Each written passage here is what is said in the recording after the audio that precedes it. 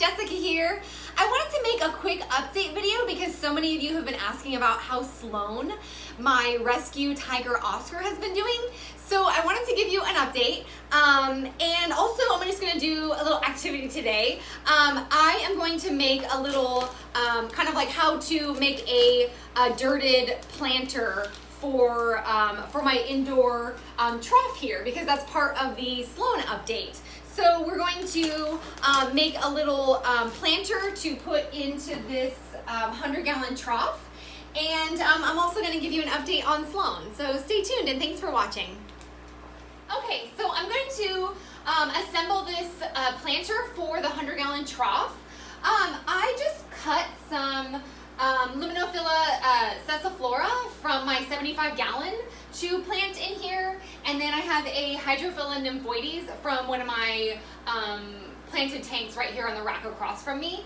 And then I stopped at Splash Aquarium on my way home from work today, and I got two types of Amazon sword.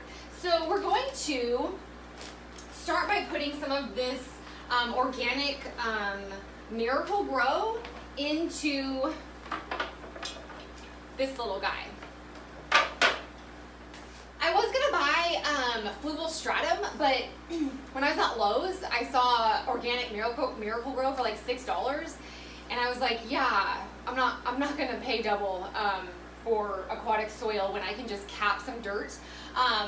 So probably a lot of you guys are familiar with dirted tanks where you do you know, like Miracle Grow subsoil, and then you just cap it with like a layer of sand or gravel to hold it down.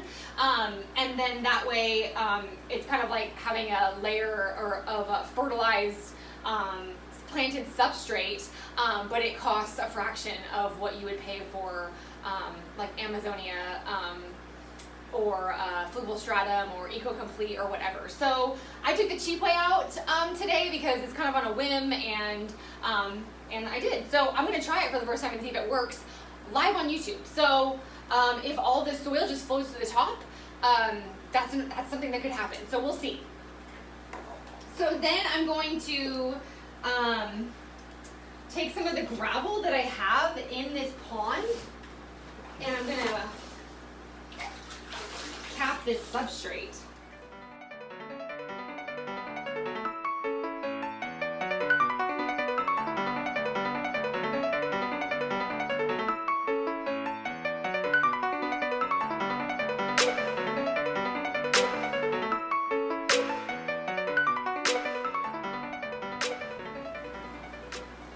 Okay, so now I'm going to take these tweezers and I'm going to start planting .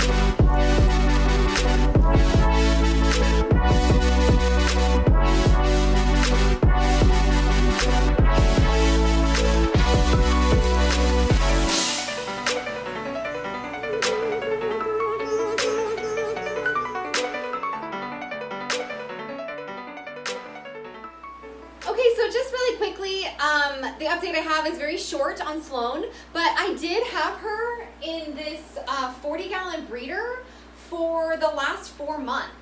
And I just decided that her hole in the head, originally when I got her from the store, she had open lesions all over her head, and then generalized hole in the head on her face and parts of her body. While I did heal the open lesions on the right side of her body, the hole in the head, despite I was medicating her with food that contained metronidazole. I was defrosting frozen cubes of brine and then adding the powdered medication and then refreezing and serving them to Sloan for, over a week. And I also medicated the water. I tried salt. I did potassium permanganate dips. I did 2. I did one I believe I did 100 parts per million. When I first got her into the fish room, I did it for about 5 minutes before putting her into the 40 gallon. And then the second time I did it, I did it for 15 minutes at 100 parts per million. And I then bleached the tank, I bleached the equipment, the heater, and I re-added her.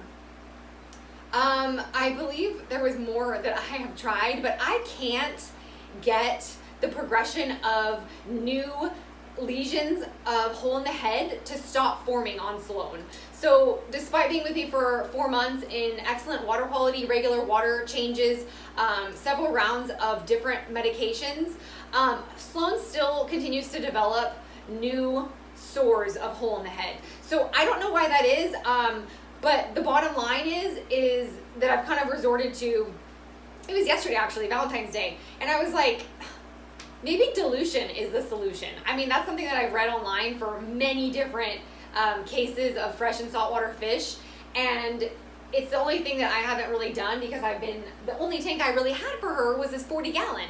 So I have a different Oscar in a 65, and I've got a giant gourami in my 75, and I don't have bigger tanks than that, aside from my pond outside and this 100 gallon trough that I had been raising about half of the goldfish fry from last spring in, and the other half are outside in the pond, which is heated for the winter. So I was like, driving to work, and I'm like, maybe I can put some of the goldfish fry from the indoor pond outside, and then put a few of them in the 40 gallon, and then move Sloan to the 100 gallon trough and do a Blackwater Oscar pond.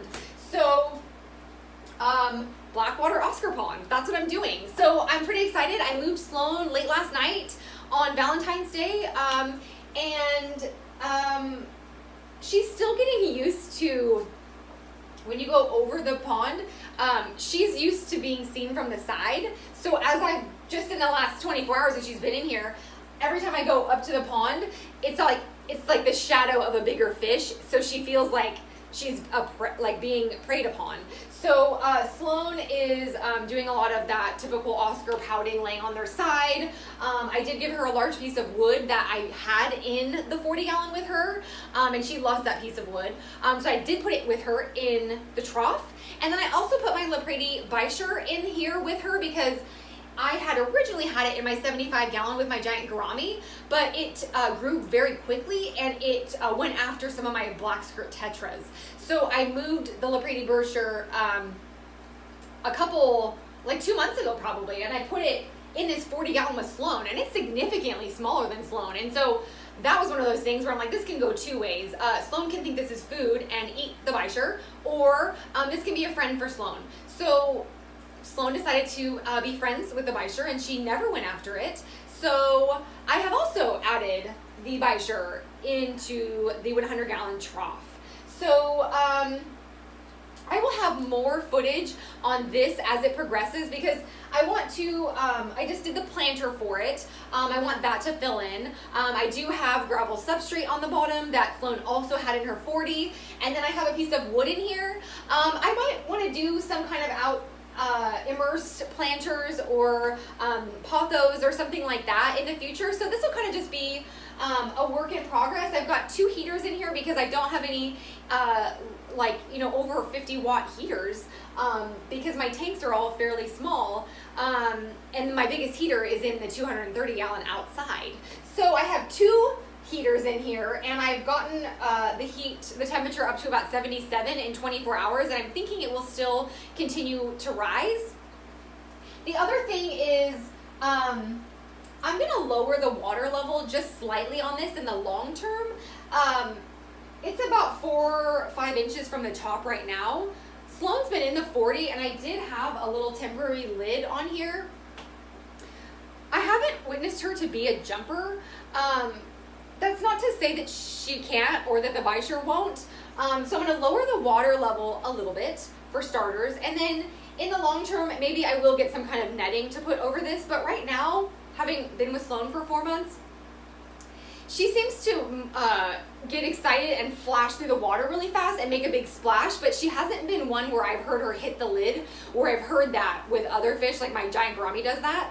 That isn't her regular behavior, so I'm not worried about this being open right now, but that's not to say that I won't make some improvements in the future going forward. So that's the update on Sloan. She eats fantastic.